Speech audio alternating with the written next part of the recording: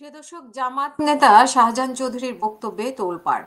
প্রশাসনের আন্ডারে আনা নিয়ে জামাতের কেন্দ্রীয় কর্ম পরিষদের সদস্য ও চট্টগ্রাম ১৫ আসনের সাবেক এমপি শাহজাহান চৌধুরীর বক্তব্য রাজনৈতিক অঙ্গন ও সামাজিক যোগাযোগ মাধ্যমে নানা আলোচনা সমালোচনা ও তোলপাড় চলছে।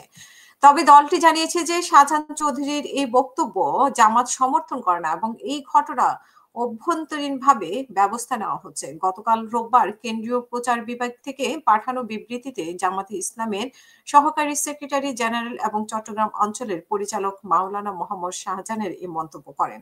অবশ্য নিজের বক্তব্যের খণ্ডিত অংশ প্রচার করে বিভ্রান্তি তৈরি করেছে বলে জানিয়েছেন মাওলানা শাহজাহান চৌধুরী। গত শনিবার সন্ধ্যায় চট্টগ্রামের নির্বাচিত দায়িত্বশীলদের সমাবেশে মাওলানা শাহজাহান চৌধুরী বলেন যে জামাতে ইসলামের জন্য আজকের এই সুযোগ ভবিষ্যতে আর আসবে না।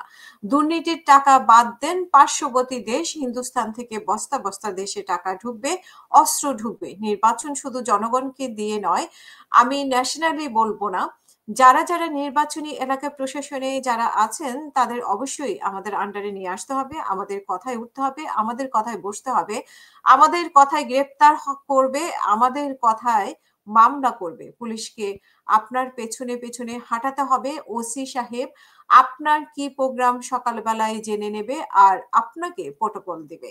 এদিকে শাহজাহান চৌধুরীর এই বক্তব্য নিয়ে সামাজিক যোগাযোগ মাধ্যমে তোলপাড় চলছে। অনেকেই তার বক্তব্য পোস্ট করে তীব্র সমালোচনা করছেন, আবার অনেকেই তার পক্ষে যুক্তি তুলে ধরে পোস্ট দিচ্ছেন।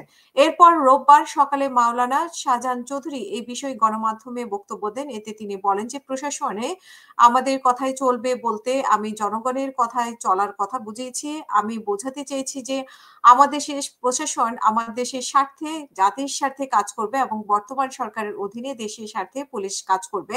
যারা খণ্ডিত অংশ প্রচার করে জামাতকে চিহ্নিত করেছে এবং তারা প্রকারান্তরে ফ্যাসিস্টদের সহযোগী এবং উস্কানিদাতা।